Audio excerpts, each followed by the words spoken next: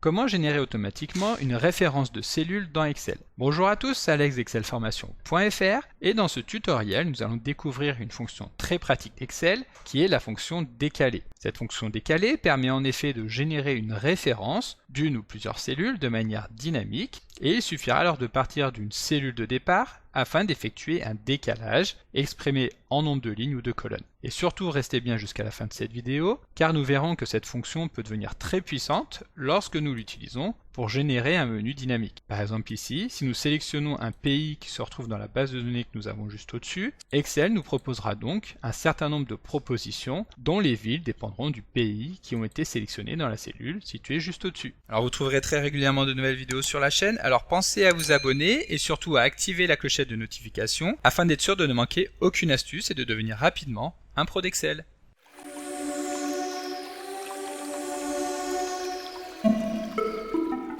Comme d'habitude, si vous voulez être sûr de bien comprendre tout ce que nous allons voir dans le cadre de cette vidéo, vous pouvez télécharger le support de ce tutoriel ainsi que son corrigé en suivant le lien disponible dans la description de la vidéo, ce qui vous permettra de réaliser les opérations en même temps que moi pour bien comprendre tout ce que nous allons voir dans cette vidéo. Alors dans cette vidéo, nous allons découvrir la fonction décaler qui a été introduite avec la version 2013 d'Excel. Cette fonction décaler permet d'obtenir une référence d'une ou plusieurs cellules positionnées à un endroit donné à partir d'une cellule de départ, en effectuant, comme son nom l'indique, un décalage de cellules sur la feuille de calcul. La fonction décaler attend 5 arguments. Donc nous nous plaçons ici sur la cellule I8 et nous appelons la fonction décaler. Comme nous pouvons le voir, le premier de ces arguments est l'argument ref. Il s'agit de la cellule ou de la plage constituée de plusieurs cellules qui vont ou qui va servir de point de départ à la fonction décaler. Ensuite, nous retrouvons le couple de deux arguments, ligne et colonne. Ces deux arguments permettent de spécifier le décalage à effectuer à partir de la référence de départ que nous avons renseignée dans l'argument ref. Lorsque nous allons utiliser une valeur positive pour les valeurs ligne et colonne, nous effectuerons donc un décalage soit vers la droite ou soit vers le bas, tandis que lorsqu'il s'agira d'une valeur négative, alors le décalage se fera vers la gauche ou vers le haut. Ensuite, nous retrouvons les deux arguments suivants, hauteur et largeur. Ces deux arguments facultatifs permettent de spécifier le nombre de cellules à récupérer. Si nous omettons d'utiliser ces arguments, alors la référence retournée sera identique à la référence de départ. Voilà, donc pour illustrer le fonctionnement de la fonction décaler, je vous propose de découvrir quelques petits exemples. Et pour ces exemples, nous allons donc utiliser le tableau que nous avons ici, qui reprend le montant des ventes mensuelles d'une entreprise au cours des années 2018 à 2020. Et donc le premier exemple que nous allons voir ici va nous permettre de voir comment obtenir les ventes réalisées par l'entreprise au cours du mois de mai 2020. Pour cela, nous allons donc utiliser la fonction décaler en utilisant tout d'abord le point de départ, donc l'argument ref, qui sera ici la première cellule du tableau, c'est-à-dire la cellule A7.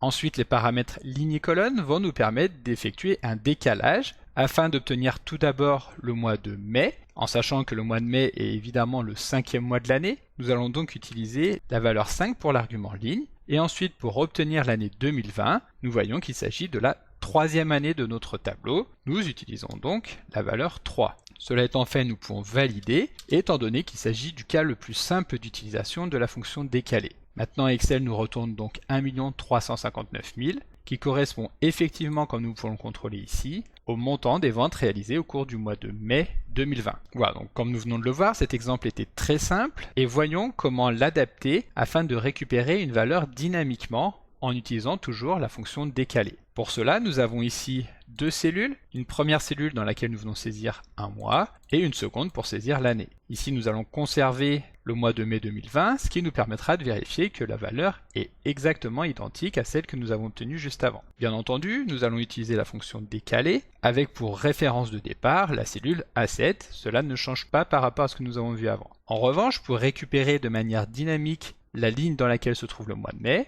nous allons pouvoir utiliser la fonction equiv. Cette fonction equiv que nous connaissons bien car nous avons déjà eu l'occasion de l'utiliser à plusieurs reprises avec la fonction index qui permettait donc d'extraire une donnée au sein d'un tableau en fonction d'un critère. Ici, nous appelons donc la fonction equiv. Tout d'abord, nous spécifions la valeur que nous allons vouloir rechercher. Donc nous pourrions par exemple saisir tout simplement entre guillemets le mois de mai, mais ici, étant donné que nous voulons rendre la fonction dynamique, nous allons plutôt venir saisir la référence à la cellule dans laquelle se trouve la valeur mai, c'est-à-dire la cellule I10. Ensuite, nous venons spécifier à quel endroit se trouve le tableau de recherche. Il s'agit ici des 12 mois de l'année de notre tableau, donc les cellules A8 à A19. Cela étant fait, nous utilisons l'argument facultatif afin de spécifier que nous voulons récupérer une correspondance exacte, et donc pour cela, nous venons saisir la valeur 0 pour le troisième argument.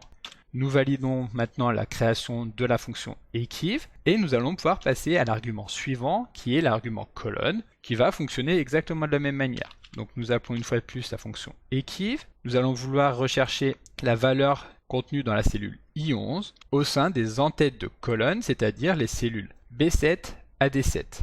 Et évidemment, nous voulons réaliser une recherche exacte avec une correspondance exacte du terme. Nous validons maintenant les deux fonctions, la fonction equiv et la fonction décalée, en fermant les doubles parenthèses. À ce moment-là, si nous validons, nous allons évidemment retrouver exactement le même résultat, à savoir 1 359 056. Il suffira maintenant de modifier très simplement le mois pour par exemple récupérer les ventes du mois d'août de l'année 2018, à savoir 222 321 que nous retrouvons évidemment ici en cellule B15.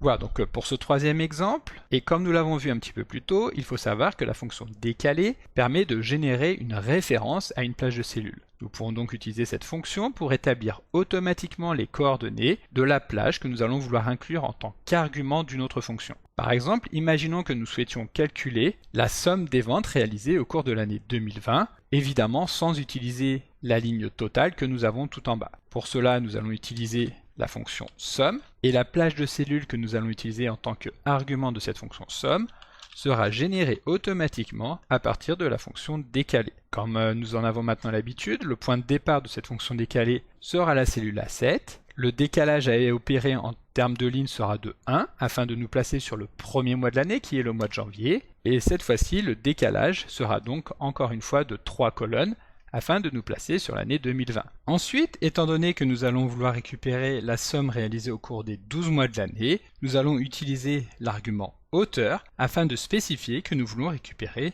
une plage de cellules constituée de 12 lignes de haut. Ici, nous pouvons utiliser l'argument largeur en spécifiant que nous voulons récupérer une plage de une cellule de large, mais ce n'est pas nécessaire étant donné que le point de départ, la cellule A7, était constitué d'une seule cellule. Donc ici, nous pouvons le supprimer, valider les deux fonctions en fermant les deux parenthèses et valider pour constater qu'Excel nous informe que le chiffre d'affaires total des ventes de l'année 2020 est de 12 890 000, ce que nous retrouvons ici dans la cellule D20. Alors évidemment, ici, la formule que nous venons de mettre en place n'a aucun intérêt. Il suffirait tout simplement d'utiliser la fonction somme pour aller récupérer tout simplement la plage des cellules que nous retrouvons ici. En revanche, là où cette fonction va être intéressante, c'est lorsque nous voudrons récupérer des données une fois de plus de manière dynamique, c'est-à-dire en venant sélectionner l'année dans laquelle nous allons vouloir extraire les données, mais également n'extraire non pas toute l'année avec les 12 mois, mais un trimestre donné. Pour cela, nous allons commencer évidemment par utiliser la fonction somme avec pour argument la fonction décalée, comme nous venons de le voir juste avant. Le point de départ sera une fois de plus la cellule A7, et là nous allons en arriver sur la seule petite difficulté de cette fonction, à savoir comment déterminer le point de départ, c'est-à-dire le premier mois du trimestre qui aura été sélectionné dans la cellule I17. Pour cela, nous allons utiliser un petit calcul qui va consister à reprendre la valeur de cette cellule I17 à laquelle nous allons retirer une unité, ce qui permettra donc, lorsque nous prendrons par exemple le premier trimestre, de commencer au tout début de la base, car 1 moins 1 est égal à 0. Ensuite, nous multiplions cette valeur par 3 afin d'englober les 3 mois du trimestre, et nous rajoutons 1. Cela étant fait, il suffit d'utiliser la fonction equiv comme nous l'avons vu juste avant, pour récupérer la colonne dans laquelle se trouve l'année 2020. Donc equiv de 2020 à l'intérieur des en-têtes de colonne, donc les cellules B7 à D17. Ici, nous voulons une fois de plus effectuer une correspondance exact, donc nous mettons 0 en tant qu'argument type. Ensuite, il va uniquement nous rester à venir saisir la hauteur.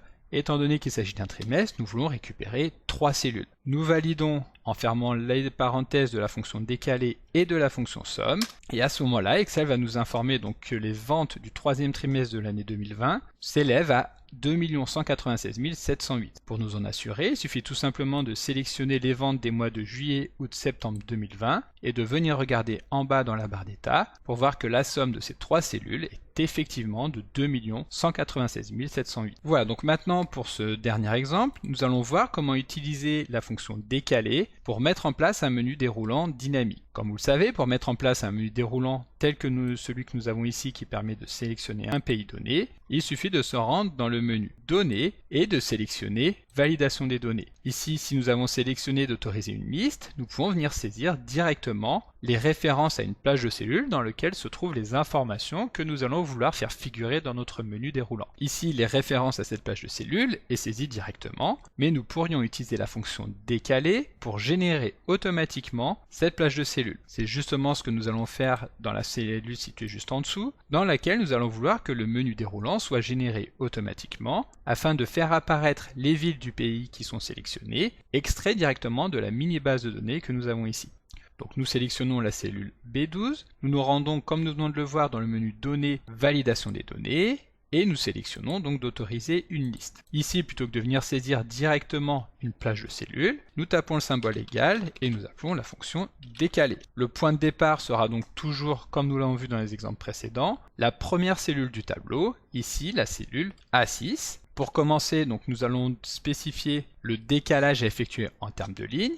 Pour nous placer sur les villes, nous allons tout simplement effectuer un décalage de une ligne vers le bas. Bien entendu, ici nous pourrions adapter ce que nous venons de saisir ici, commencer l'analyse directement à la cellule A7, et dans ce cas, le décalage serait de 0 ligne.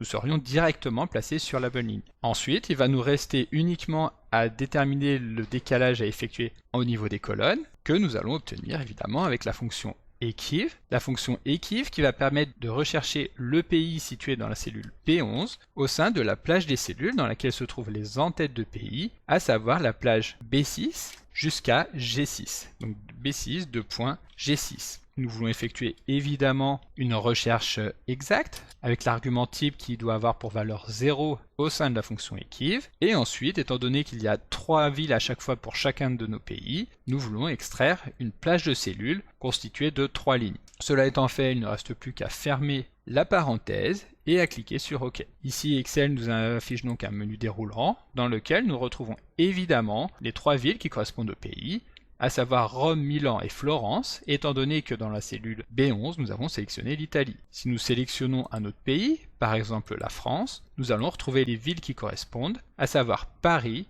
Lyon et Lille. Donc comme d'habitude, vous pouvez télécharger le support de secours en suivant le lien que vous trouverez dans la description de la vidéo. Si la vidéo vous a plu, n'oubliez pas de la liker et de la partager à vos collègues et amis sur l'ensemble de vos réseaux sociaux. Et vous pouvez également me laisser vos impressions dans l'espace des commentaires, je lirai chacun d'entre eux et y répondrai avec plaisir. Évidemment, si ce n'est pas encore fait, abonnez-vous à la chaîne pour ne manquer aucune astuce. C'est également très important pour m'aider à gagner en visibilité afin de pouvoir développer la chaîne et continuer de vous proposer des tas de nouvelles vidéos. Merci d'avoir suivi cette vidéo et à très bientôt pour un prochain tuto.